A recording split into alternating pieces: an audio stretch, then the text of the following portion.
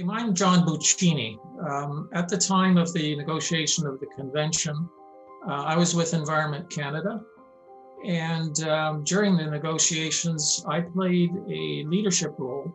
In this case, I served as chairman for the sequence of working groups and committees that resulted in the decision to negotiate the convention. And Canada had spearheaded the development of a protocol, but we recognized that because it was a global issue, it would require a global treaty. So it was a Government of Canada priority to pursue it at the UN level. And that's why we started pressing at various venues to pursue a global treaty on POPs. So I agreed to meet with a number of people, and that was my entry into this, was the invitation to take a leadership role on the first group to try and organize a process that could lead to a recommendation to pursue a global POPs treaty. There was a meeting held in the Philippines, in Manila, co-hosted by Canada and the government of the Philippines.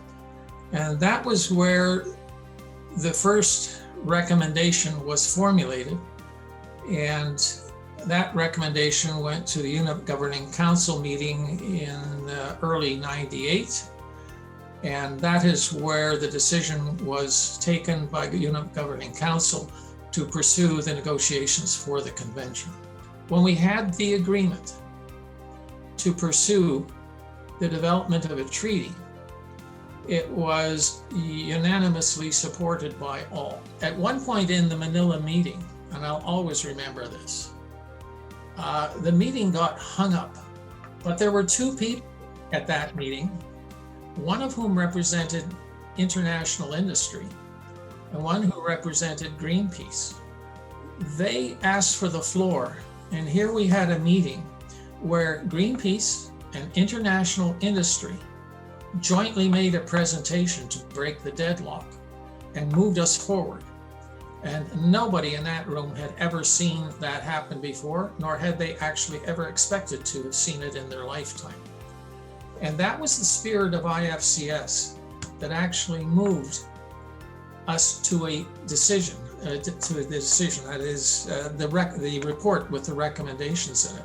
My roughly 10 years in a leadership role with the Stockholm Convention and its various stages was easily the high point of my 30-year career in public service.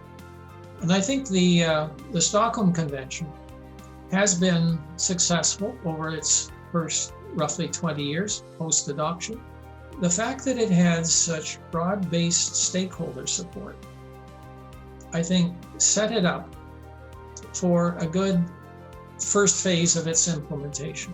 If it can prevent the creation and large-scale introduction of POPs chemicals, that may be an even more significant impact over decades than wrestling with the ongoing problems we currently have.